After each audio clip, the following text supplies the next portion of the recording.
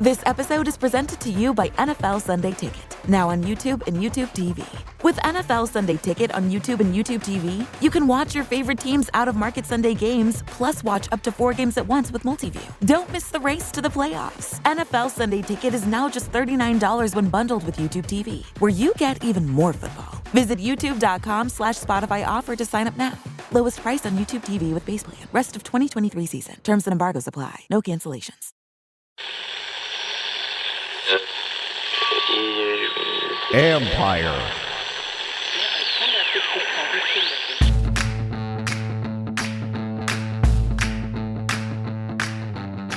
Hello and welcome to my podcast. Do me a favor, subscribe to the John Keim Report. Wherever you get your podcast, you're watching on YouTube, hit that like button, hit that subscribe button. You can find us there as part of Empire Media. That's AMPIRE. Always much appreciated when you tune in. And don't forget, you can always read my work on ESPN.com. I have a story up now. I'm just kind of looking at the whole quarterback situation, why Sam Howell has been ineffective of late, why Jacoby Brissett has been more effective, what this means for Sam Howell's future in Washington, and more. It's all on ESPN.com. And also, don't forget, you can check us out after the Commanders game against the 49ers on Sunday with a wrap-up. It's New Year's Eve, but we'll still have one out. So there you go. So today's Friday 5. Let's get right into it. If you want to know the injury updates, you can check back later on ESPN.com, or you can check on Twitter because we'll have it there, but this will come out in the morning. So I'm going to go without the injury reports and updates for the game because they're 4-11, and I know that what you're interested in is other stuff. So number one, let's look at the draft class, because Chris Rodriguez was just put on injury reserve, which basically takes away probably the most productive rookie that they had this year at running, one of their running backs, but 6th-round pick, has injured his right foot, was in a boot after the game. So no surprise there that he was put on IR, or that he was going to be unavailable, and you only have 2 more games. If you're not going to make it back for that, you may as well just go on IR and get somebody else up. And so there you go. He, like I said, he may have been the best rookie this year, certainly the one who flashed the most, because as a running back, you're going to flash more, but it's what he showed in those carries. And I always liked him from the start. I always felt like he had pretty good vision, a good one-cut runner, but he ran with power, and you would see him always leaning forward through the hole. And that's one thing he does really well. And I felt like that was showed up during the games. It's why he averaged 4.8 yards per carry, is because he ran with that power, constantly breaking tackles. Did a really good job with that. We saw that last week against the Jets. And I'm disappointed that you're not going to get more of a chance to see it in the next 2 games. However, it sounds like Brian Robinson will be back on Sunday. So therefore, I don't know that Rodriguez would have gotten a ton of work anyway, but I think it bodes well for the future for him and for the organization based on what he's shown. I know running backs coach, offensive coordinator, Eric Bieniemy, Randy Jordan, they both really like Rodriguez. Of course, they drafted him, but I think it's the traits he has shown is that he could develop into a solid back in the NFL, or at least be part of a good 1-2 punch here in the future. You know, when whoever comes in next year, you're going to have him and Robinson. Now, of course, then it depends on what offense you're running, but I think it's a good start for that running backs room. And the one thing I like about Rodriguez, he also has good hands. I think his hands are going to be he's going to be more of a factor as a pass catcher down the road. I also like that he would play a lot of special teams and he would do things like that. I think that speaks to, when guys are like that, they really like playing the game, and guys with lasting in this league. So I think he did a really good job. Disappointing to see it end, but he was probably their best rookie, which doesn't say a lot about this rookie class. Emmanuel Forbes, of course, still having trouble getting on the field unless somebody else gets hurt ahead of him. Has not been a good year for the 16th overall pick. I'm not going to sit there and play hindsight. I thought at the time I liked the pick because of what he showed in college and what they needed. His issue in the NFL is not about size. It's about technique. You look at Sauce Gardner for the Jets, not a big corner, 6'3", 200, skinny guy, but his technique is really good. And he's very, very sound in many areas. I mean, I'm not comparing Forbes to him, but point is, it's not Forbes is, Gardner's found a way to be an excellent corner despite being a slimmer corner. And that's what Forbes is. So it's not about the size right now. It's about everything else. So he's going to have to get that squared away to become a solid contributor in the future and take away another need for this organization, because right now you'd have to go in the offseason wanting to get at least one or two more corners, depending. Kendall Fuller's a free agent. Benjamin St-Juste has not been his best year. But then again, it depends on the system you're going to run and how he fits into that. So just because somebody was not up to par this year doesn't mean you just write everybody off, because it's always going to be about how you fit in somebody else's vision and scheme. I remember when Greg Williams came here and they changed some guys, but they didn't change everybody. And they turned them into a really good defense because of how they were coached and the scheme and the philosophy, et cetera. So just don't dismiss everybody now because they had a bad year. Maybe we'll find out in the future. Was it what they were being asked to do? Were they in the wrong spots? Whatever. So, but at very least, you're going to need at least one corner, especially if you don't re-sign Kendall. And even if you do, you may need a couple, because if Forbes doesn't improve, big problem. Quan Martin is steadily improved. He's been, I think, been a fine pick. I think if you had picked him with his contributions in the third round, you'd say, hey, that's pretty good. Second rounder, you'd like to see a little bit more overall, but I do think he's trending in the right direction as far as being a contributor down the road for them. But, this year, and he's developed into a nice slot corner, and I think he's a smart kid. So I think he can be, a good contributor for them. To what level? I don't know yet. Can he be a solid? Could he be a solid starter? I can't. It's hard for me to say that. He might just be a guy who's a slot corner and a safety at times. And you're just a versatile guy. You need those guys too. So I think their secondary will be interesting to see what happens there, because I like Derek Forrest. Derek Forrest is not going to play. I do not foresee him playing the rest of the next two games. I think he was a big loss for them in the backfield, again, especially the communication skills. If you re-sign Cam Curl, the secondary could have a lot of familiar parts, but maybe they'll be better. But again, you need some corner. You still need more help at corner. And I would go look for another veteran safety, if nothing else, especially if you don't get Cam Curl back. As far as the rest of the draft class, Andre Jones, still a very raw prospect. He flashed to the summer. He flashed once in a while when he played. I think KJ Henry was more impactful during the games. Excuse my cold here, but KJ Henry is more impactful, I feel like, and made more of a mark both in the run game and the pass game. Not a dynamic player, very lean, very slender frame, but what the coaches will tell you that they really feel like because I asked him about that, the slender frame is like the hips are really strong. And so like that kind of makes up for that. And that allows him to play with his length and to play with really good strength because of that. And so he's been of that group better. And he could be a guy that could be a rotational fit at end in the next year or two. So, but Jones, I still think is more of a project at this point. Then you got Ricky Stromberg. Who knows? I did like his awareness this year. I liked when he played at guard. I felt like he had, even though he'd never played it, I felt like his awareness was really good. I don't know what kind of a center he is in the NFL because we didn't really see it. So it's hard for me to say where he fits in the future, but he'll be here, but I don't know what kind of role he'll play. So again, overall, not a good year for this draft class at all. And it's kind of a part of the reason why this team didn't do anything, because you just didn't get the contributions. You weren't going to get tremendous contributions, but you needed more from the top couple of picks throughout the course of the season.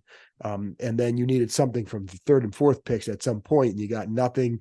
Stromberg gets hurt. Daniels hurt early, but really was not on a path to being much of a factor this year at all. So, and I'll be curious to see if he is at all in the future. I'm not really confident of that one. Anyway, number 2, Eric Bieniemy talked today about the quarterback switch with Sam Howell and Jacoby Brissett. Basically, boiled it down. He said it. Sam wasn't playing well. This is a production-based business. Bieniemy really still likes Howell a lot. Take it for what it's worth. Bieniemy typically is going to say very good things about him, and he did. He said one of the things he needs to do is just continue to be, kind of slow the process down. And can he do that by watching Brissett? I don't know. There's things that you're going to be able to pick up. You can watch how a guy operates and, the plays that you would have run and how maybe he handles it differently. Maybe why did he make this decision here? And you can pick his brain afterwards, and maybe that leads to something for you down the road. We'll see. I think the other thing he said that he has to be a film junkie, keep asking questions, keep taking notes. These are all things he does already. And I know somebody even asked earlier today on Twitter or something like that, like, well, does that mean he's not doing that? No, he does that already. I think it's just more, you have to keep grinding, because that's the only way you get better in this league. If you stop doing that when you get knocked down a peg, then you're going to be out of the league pretty soon. And that's not how Howell is made. That's not his makeup. He's a guy that will continue to do that because it's what he's always done. And I'd be surprised if he does anything different, but I think it's more, you keep watching a lot of film, as much film as possible, because that's how you're going to help yourself for the future. And that's how you can help this organization. He's a smart kid. And I do think it will help him watching how Brissett handles this stuff. Maybe they talk about how he handles it throughout the week, his preparation, all that, but that's also something he's also seen already, because they spend a lot of time together. Those two are pretty tight. And I think that's really speaks volumes about both of them for sure. And I'll be curious to see the impact that Brissett has for. Reboot your credit card with Apple Card. It gives you unlimited daily cash back that can earn 4.25% annual percentage yield when you open a savings account. A high-yield, low-effort way to grow your money with no fees. Apply for Apple Card now in the Wallet app on iPhone to start earning and growing your daily cash with savings today. Apple Card subject to credit approval. Savings is available to Apple Card owners subject to eligibility. Savings accounts by Goldman Sachs Bank USA, member FDIC. Terms apply. The holidays start here at Kroger with a variety of options to celebrate traditions old and new. You could do a classic herb-roasted turkey or spice it up and make turkey tacos. Serve up a go-to shrimp cocktail or use Simple Truth wild-caught shrimp for your first Cajun risotto. Make creamy mac and cheese or a spinach artichoke fondue from our selection of Murray's cheese. No matter how you shop, Kroger has all the freshest ingredients to embrace all your holiday traditions. Kroger, fresh for everyone. All right, number 3.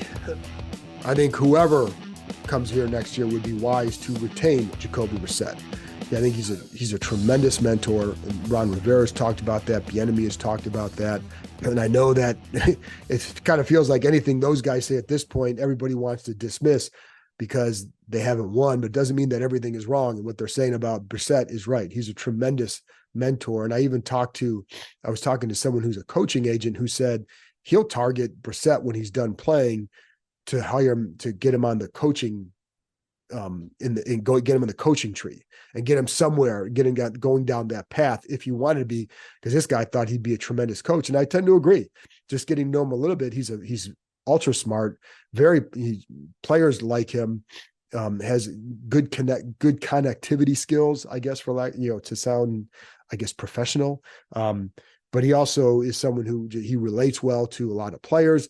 I think it really stuck with me how after the game, he has this big game for himself on Sunday, and what he's talking about, and when the same thing he's talking about on Wednesday when he met with the media, was about how he still wanted to help Howell and how he still believed in Sam Howell and how people need to be in his corner right now.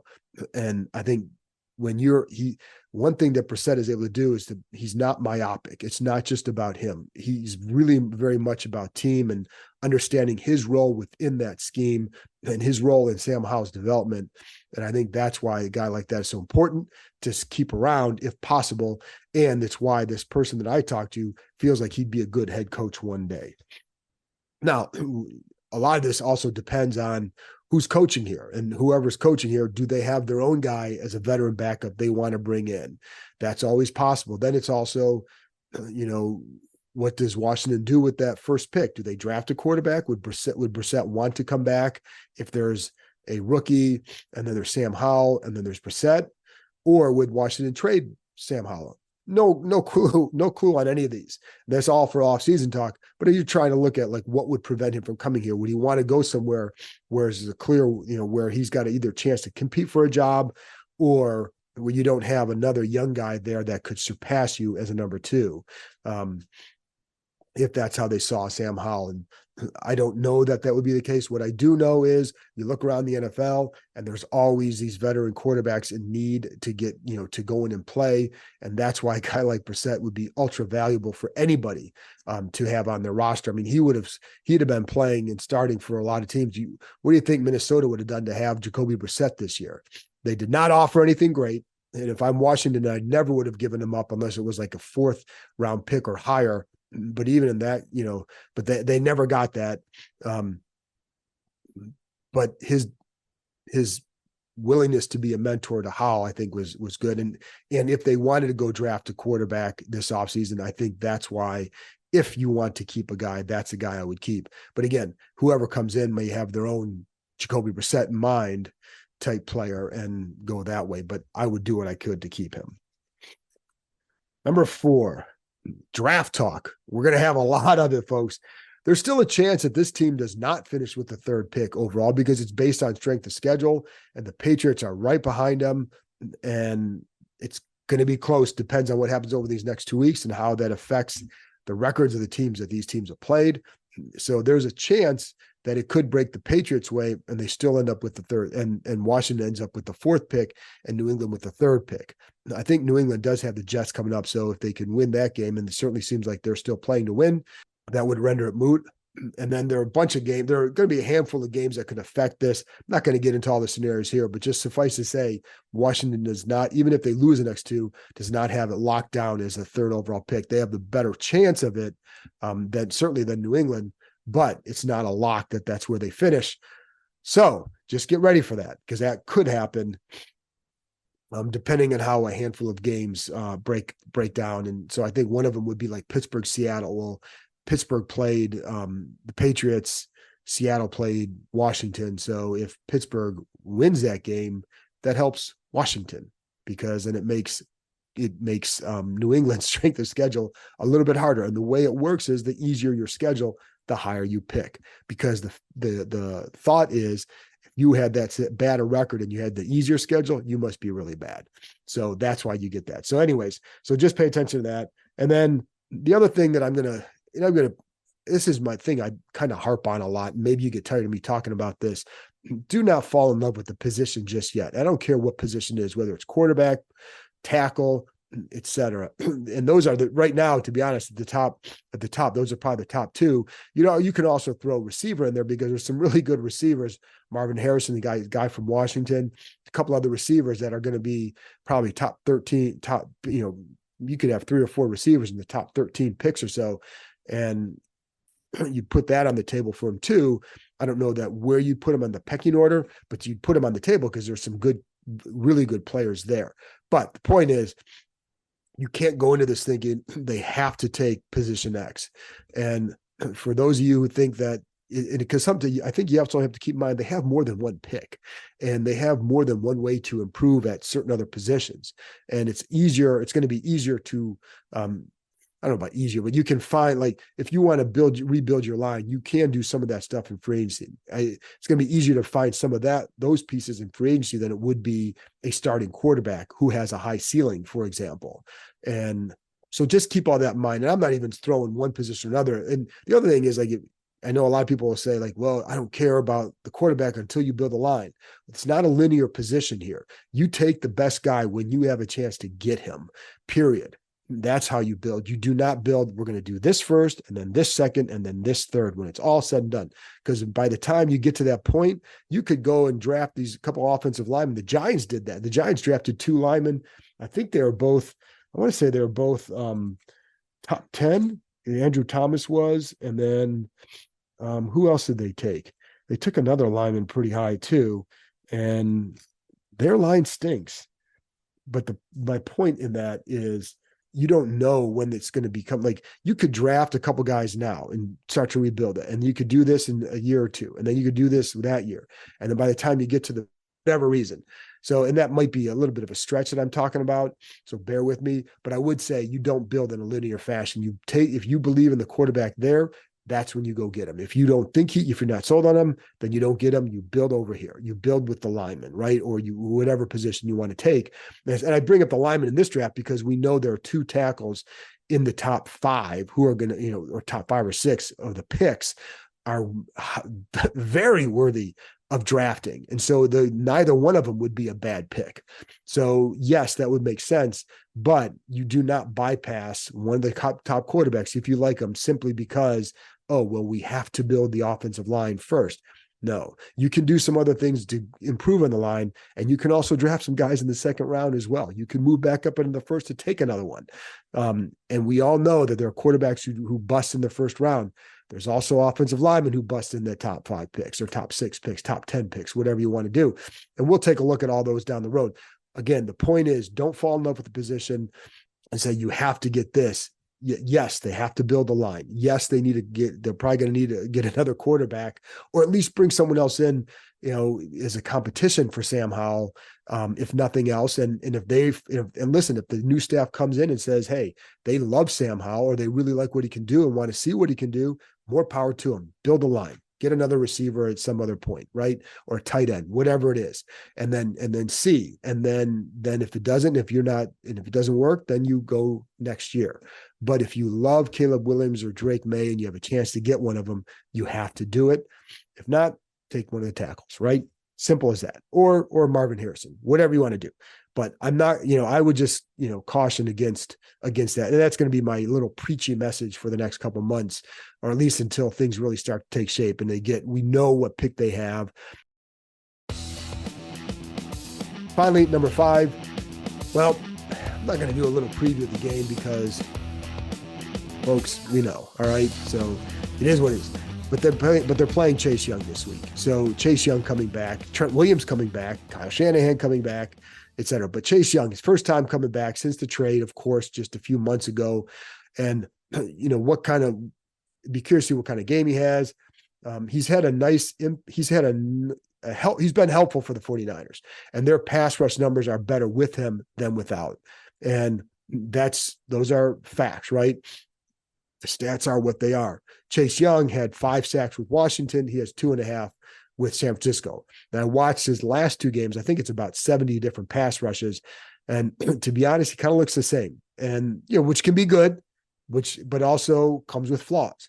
And there are times where he definitely keeps rushing wider on some of the quarterback to run through, and especially if the tackles aren't getting any penetration. But he definitely rounds a lot at the top still. When I saw him win, it was typically inside the tackle. So that's something to watch for Sunday. They did not move him around a ton. There were a couple of times he mostly rushing from the right end, and then Nick Bosa on the left side. Nick Bosa is the alpha male here, right? So he's going to rush where he wants to rush. So if Bosa wants to rush on the left side, he's going to rush on the left side. Occasionally they flip, and occasionally they might run a stunt with Young. One time I saw him stand up over I think it was over the right guard, kind of stunted to the other side. Did not see that very often at all. There's not rushing him inside or lining him up inside and rushing that way. It's mostly just as a straight right end trying to get upfield. And again, you see some of a little bit of the stutter steps, but he looked a lot like he did here. And he's mostly playing as a backup, as Nick Wagner talked about on the podcast yesterday. By the way, go back and listen to Nick, because he had some good insight on Adam Peters, a guy who can factor here in the GM candidacy, and also Bobby Slowick, who could factor here as a possible coaching candidate. So go back and listen to that. And if they hire one of those guys, I'm going to have Nick back on to go more in depth about each one of those guys. So anyway, but with Chase, I would expect same kind of effort. He's going to want to do something big here. If I were Washington, I'd try to use that against him and use some of that. He's going to be ultra pumped up for that. Use some of that aggressiveness against him, I guess.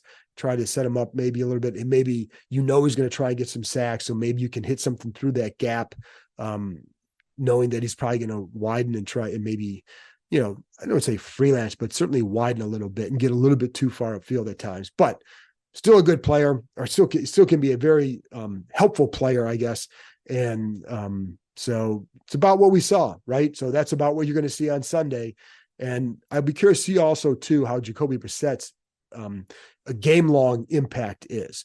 And you saw, he hasn't been sacked yet. I think that's really good. Can he operate that in a full game against this kind of a front? I think that's going to be difficult. So I'll be curious to see what his impact is. I really like what he's done so far. That touchdown pass to Logan Thomas the other day was great. He looks to the right, comes back, and he holds a safety. The route, they did a nice route design there with Dotson clearing out the side, and then just a bullet to Logan Thomas through a tight window. That was just a really nice throw, but a good job of operating by Jacoby Brissett, and a nice route by Thomas, kind of angled a little bit and cuts back to the seam. Just a nice job. But I think those are the kind of plays you can look for from him, and just he's going to have to operate quickly because it is a good pass rush. And I think that's something he's done pretty well is diagnosing pre-snap and making sure he gets rid of the ball. So listen, Niners are going to win this game. So everybody worried about the draft picks, I don't think you have to, or at least not because this team's going to win. It's hard to see them beating the Niners after what happened to the Niners on Christmas Day.